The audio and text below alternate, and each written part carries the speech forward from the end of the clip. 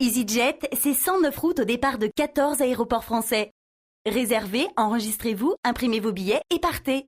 EasyJet, ne payez que l'essentiel.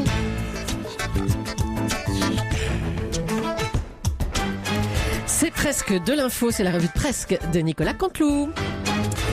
Ils sont encore dans le studio, Jean-Pierre Elkabbach et son invité. Oui, c'est important ce matin. Je reçois François Barouin, le ministre de l'économie, en pleine crise, tout dégringole, la bourse. François Barouin, vous allez créer une taxe sur les palaces, 2%. Est-ce que c'est pas dérisoire, mesquin, petit bras? Et la question technique, la suite 427, qui donne sur la piscine à la Mamounia. Est-ce qu'elle est concernée par la taxe ou c'est une niche, la niche à JP? C'est pas pour moi, c'est pour un ami journaliste politique, le plus brillant, le plus éloquent qui lâche rien. À vos gelés, on aura la réponse tout à l'heure. Allez, Laissez aujourd'hui... ma niche tranquille. La niche à JP, non mais ça va pas. Aujourd'hui, on est mardi et le mardi, c'est Jean-Pierre Pernaut qui nous propose les titres de l'info. Bonjour Jean-Pierre. Eh oui, bonjour ma chère Julie, bonjour à la France et à la Grèce qui se lèvent tôt. Ah, Nico. Et bonjour à tous les petits artisans de la matinale. Bonjour Bruce, bonjour Nikos. Bonjour. Bilan de la rentrée c'était hier, vous le savez, elle s'est merveilleusement passée à Paris où les professeurs viennent à l'instant de finir l'appel commencé hier. À 130 élèves par classe, ça prend un peu plus de temps que les autres années. Rentrée des classes à Marseille, une belle rentrée puisqu'aucun décès d'enseignants n'est à signaler. Oh là là. Juste des blessés légers par jet de compas, règles et autres fourchettes après la cantine. À noter également dans l'Académie des Bouches-du-Rhône un très beau taux de réussite au bac 2012 chez les terminales, plus de 96% de réussite, toutes les filières confondues. Et oui, dans la cité phocéenne, ma chère Julie, on a déjà les sujets et les résultats. Et puis rentrée également dans notre belle province, rentrée des classes à Saint-Bouniard-les-Olivettes. Pas de rentrée scolaire puisqu'il n'y a plus d'habitants en dessous de 75 ans dans ce joli petit village où on s'emmerde quand même pas mal. Et puis super cagnotte de l'euro-million. Ce soir, 126 millions d'euros sont en jeu. Rappelons que le FMI et la Banque centrale américaine ont obligé Nicolas Sarkozy à jouer à l'euro-million. Car si la France ne remporte pas ses 126 millions, elle risque de perdre son triple A. Et oui, information confirmée par François Barouin. Et puis rentrée des classes encore. Une rentrée marquée sous le signe des 16 000 suppressions de postes, mais qui devrait ne rien changer du tout pour les élèves, enfin à condition que ça ne les dérange pas d'avoir des cours de philo tenus aussi par des professeurs de sport. On écoute ça tout de suite. Oui, bonjour à tous, c'est Christophe Lemaître. Les enfants, suivez votre nouveau prof de philo. Donc c'est tout ce qui est philo d'appartement, philo de course, philo de cross. Alors, interro surprise. La place de l'art, est-ce qu'elle est-elle dans l'art? Voilà, vous avez 1 minute 30. Allez, top, vite. Christophe Lemaître, en prof de philo, il est pas prêt encore. Hein. Allez, autre chose. Dimanche, Carla Bruni était l'invitée de l'émission 7 à 8 de TF1. Alors tout de suite, l'analyse de Jean-Michel Apathy. Oui, c'est Jean-Michel Apathy, RTL Le Monde. Ça vaut quoi ce genre d'interview? Vous voulez que je vous dise ça vaut quoi? Ça vaut rien. Carla Bruni, avec un ventre tellement gros qu'on aurait dit Bruce Toussaint ou la bosse de Raffarin. Mais si, elle est venue nous expliquer qu'elle ne mettra jamais son enfant en avant. Et qu'est-ce qu'elle est en train de faire? Qu'est-ce qu'elle est en train de faire avec son gros ventre si ce n'est pas le mettre en avant? On aurait versé une larme, mais si, on aurait versé une larme tellement c'était bien joué. Je peux vous dire qu'elle a fait des progrès depuis Woody Allen. Et vas-y qu'elle te balance quand même, qu'elle ne connaît pas le sexe du bébé. Vas-y qu'elle espère que Nicolas Sarkozy, le président de la République, serait là le jour de l'accouchement, le tout noyé entre la corne de l'Afrique et les informations sur les cornes d'Arne Sinclair. Bien, moi j'ai fait mon analyse dans cette interview. Qu'est-ce que je retiens de cette interview? Rien.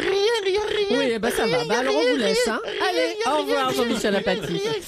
L'état de santé de Jacques Chirac est le grand sujet de l'actualité de ce début de semaine. Son bilan médical n'est pas bon. L'ancien président souffre d'absence, de trou de mémoire. Alain Juppé, une réaction? Oui, effectivement. Écoutez, c'est une très bonne nouvelle. Il va enfin pouvoir arrêter de balancer mon nom dans toutes les affaires. Je vais peut-être arrêter de recevoir à sa place. Vous avez géré le dossier libyen cet été avec succès, mais vous avez quand même eu le temps de partir en vacances. On a vu dans la presse une très belle photo de vous en maillot maillot de bain, monsieur Juppé. Alors là, je vois, ma chère Julie, que vous avez lu Paris Match. Ouais. Effectivement, j'étais en page centrale de ce magazine, comme naguère la Playmate de Playboy. Oui, bon, enfin, faut peut-être pas exagérer. Hein. Si. Si, vous l'avez vu, monsieur. Ah Toussaint. oui, C'est attendez, impressionnant. magnifique. Ouais, écoutez, c'est une photo volée, prise à la plage. Je suis donc tel le nageur Camille Lacour, tel une statue grecque, monsieur Lagasse. Évidemment. me confirmera. Une photo où je suis en maillot de bain, en monokini, en slip de bain, en calbute. Je n'ai pas peur des synonymes, vous savez. En tout cas, vous apprécierez au passage, au-delà de l'esthétisme réel de cette photo. Oui, mais ça suffit, là. Oh. C'est une magnifique métaphore de la situation financière qu'évoquait François Barouin et des ménages français. Je suis en slip comme eux. Alors c'est vrai, les chiffres du chômage augmentent, mais comme le dit la chanson, chômage go on, chômage go on. Chômage go on. Ah Oh oui. là là là là. Oui, on peut. Ah oui. Monsieur Toussaint, on peut annoncer des mauvaises nouvelles avec de l'humour. J'ai un côté Patrick Sébastien, Oui, Freddie Mercury, on repassera hein, un pour ça. côté Jamel Allez. Debbouze. Bon, au revoir, monsieur Juppé. Au revoir. Football ce soir, c'est Roumanie-France. Un match qui compte pour les éliminatoires 2012. Aimé Jacquet est avec nous. Bonjour, Aimé. Oui, bonjour. Alors, y a-t-il des tensions entre Samir Nasri et les autres joueurs? Dites-nous. Non, vous savez, je crois que chez les Bleus, il y a toutes sortes de joueurs. Il y a des jeunes joueurs, il y a des anciens joueurs, il y a des joueurs expérimentés également qui ont connu des branlées et qui peuvent faire profiter les jeunes joueurs de leur expérience de la branlée. Maintenant, pour ce qui est de Samir Nasri, Samir est un jeune joueur qui ne passe le ballon qu'aux joueurs qui l'apprécient. Et comme Samir n'aime pas Benzema, qui peut pas voir Ribéry, qu'il est jaloux de l'attaquant Loïc Rémy, c'est vrai que c'est compliqué de voir. Maintenant, il faut le reconnaître, il s'entend très bien avec le gardien Hugo Lloris. Donc ça oriente un petit peu, c'est vrai, le jeu vers l'arrière. Alors, Aimé, les Bleus jouent en Roumanie. Dites-nous, qu'est-ce qui est le plus difficile quand on joue contre la Roumanie, Aimé Jacquet? L'hôtel. Oui, l'hôtel, le pire quand on joue chez eux, c'est l'hôtel roumain. Il faut pas se voler la face. Et puis on n'a pas l'habitude, nos Bleus.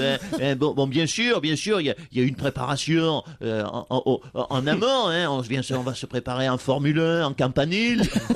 Mais même le campanile, c'est le Martinez à côté d'un hôtel roumain. C'est le Ritz, le Carlton.